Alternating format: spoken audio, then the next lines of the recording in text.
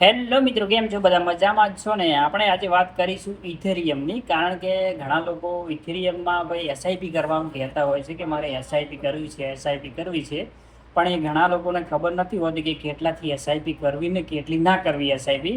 કારણ કે આપણી એની અંદર ફાયદો પણ છે ને નુકસાન પણ છે. કારણ કે હવે એસઆઈપીનું ઇથેરિયમની અંદર છે ભાવ ઊંચા નીચો થતો હોય એમ આપણે ભાઈ આપણને મળતું હોય છે. કારણ કે 3 વર્ષ સુધી તમે એસઆઈપી કરી શકો છો ને 3 વર્ષ ઉપર પણ કરી શકો છો. કારણ કે 3 વર્ષ નીચે તમે નથી કરી ગયા હતા, કારણ કે એ વચ્ચે કાઢી લે તો એસઆઈપીનું આખું બધું તૂટી જાય છે. અને એસઆઈપીનો ફાયદો શું શું છે કે માર્કેટની ઉપર જાય કે નીચે ઉપર નીચેની એમ કે રોકાણ કરવું અને એ રીતેથી લાંબા ગાળાની ખરીદી કિંમતની વસૂલાત થઈ શકે છે ભાઈ. કારણ કે ઇથેરિયમનું એવું છે ભાઈ, કારણ કે એની અંદર ભાવ નક્કી નથી હોતા અને તમે 1000 રૂપિયાથી 200 રૂપિયાથી કે 500 રૂપિયાથી તમે એસઆઈપી કરી શકો છો ને એની અંદર સારા પૈસા બનાવી શકો છો.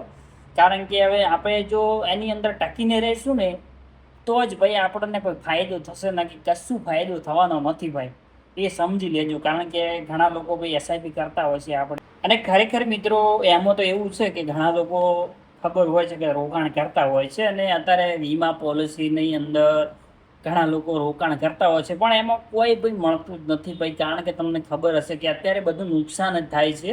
અને ઘણા લોકો ભાઈ એસઆઈપી કરવા માગી રહ્યા છે કે અમારે ક્રિપ્ટોમાં એસઆઈપી કરવું છે, એટલે કારણ કે આપણે 100-200 તો આપણે એમને વાપરી નાખીએ છીએ. અને એ આની અંદર લગાવો હોય તો લગાવી શકો છો ભાઈ, આપણા ઉપર ડિફરન્ટ કરે છે ને આપણે કેટલું કમાશું ને એ બધું ધ્યાન રાખવાનું. કારણ કે આની અંદર ક્યારે લોસ થઈ જાય, ક્યારે શું થઈ જાય કોઈને ખબર હોતી નથી ભાઈ. એટલે આવા જ વિડીયો જોવા માટે આપણે અલ્કેશ ટેકની અંદર તમે સપોર્ટ કરતા રહેજો ને આપણે આવા વિડીયો લાવતા રહીશું ભાઈ.